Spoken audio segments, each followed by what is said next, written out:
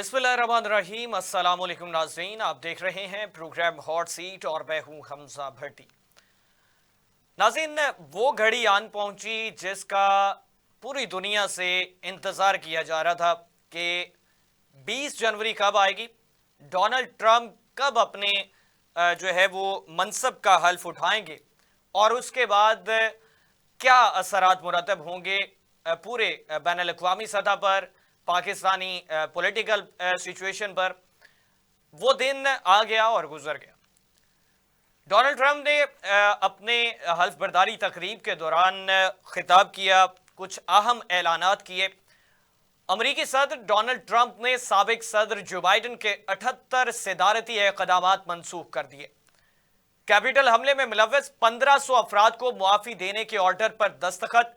सदर ट्रंप ने फेडरल मुलाजिमीन की भर्तियां मुंजमद करने के ऑर्डर पर दस्तखत कर दिए। ट्रंप ने फेडरल मुलाजिमीन के लिए घर से काम करने की सहूलत भी खत्म कर दी।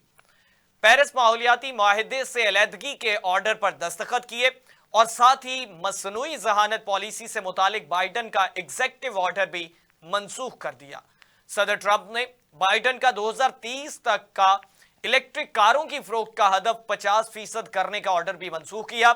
इज़हार राय की आजादी और सेंसरशिप खत्म करने के एग्जेक्टिव ऑर्डर भी मनसूख कर दिए। नौमुंतखब अमरीकी सदर डोनाल्ड ट्रंप का अमरीका की जनूबी सरहदों पर नेशनल इमरजेंसी का ऐलान सामने आया। कहा, लाखों गैर कानूनी तारकीन वतन और जराइम पेशा अफराद को उनके मुल्कों को वापस भेजेंगे। मुनज़्ज़म जराइम के गिरोहों को गैर मुल्की दहशत गर्द करार देंगे। इन दहशत गर्द गिरोहों के खिलाफ अमरीकी फौज को इस्तेमाल करेंगे। डोनाल्ड ट्रंप का अमरीकी अवाम पर टैक्सों में कमी और अमरीका की जनूबी सरहदों पर नेशनल इमरजेंसी का भी ऐलान सामने आया। कहा, अपने मुल्क को खतरात और दरअंदाजियों से बचाना अव्वलीन जिम्मेदारी है। अमरीका के दुश्मनों को शिकस्त देंगे। हमारी अफवाज अपने अहम मकासद अमरीका की हिफाजत पर ही फोकस रखेगी।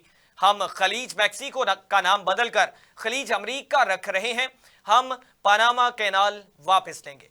ये वो तमाम तर चीजें सामने आई जो डोनाल्ड ट्रंप ने अपने ओहदा संभालने के बाद ये इक़दामात किए हैं, ये दस्तखत किए। दूसरी जानिब पाकिस्तान में मौजूदा सियासी सूरत हाल के मुताबिक जो है वो अफरा तफरी उसी तरीके से चलती हुई नजर आ रही है। हुकूमती इत्तेहाद और पाकिस्तान तहरीक इंसाफ के दरमियान जो मुज़ाकरात का अमल है वो अभी तक तीसरी नशिस्त के बाद से रुका हुआ और उस पर पाकिस्तान तहरीक इंसाफ की जानिब से मुतालबात जो हैं वो सामने रख दिए गए। और पाकिस्तान तहरीक इंसाफ की जानिब से कल एडिशनल सेक्रेटरी जनरल फिरदौस शमीम नकवी साहब हमारे साथ प्रोग्राम में मौजूद थे। उनकी जानिब से कहा गया कि हमने जो मुतालबात दिए हैं उनमें से एक मुतालबा सर फहरिस्त है, जिसमें 26 नवंबर और 9 मई के हवाले से जुडिशियल कमीशन का कयाम जो है वो अमल में लाया जाए। उसके बाद ही मुज़ाकराती अमल आगे बढ़ता हुआ नजर आएगा, अदरवाइज ये डेडलॉक यहीं पे बरकरार रहेगा। दूसरी जानिब पाकिस्तान तहरीक इंसाफ जो है वो अपोजिशन जमातों के साथ इत्तेहाद करते हुए नजर आ रही है।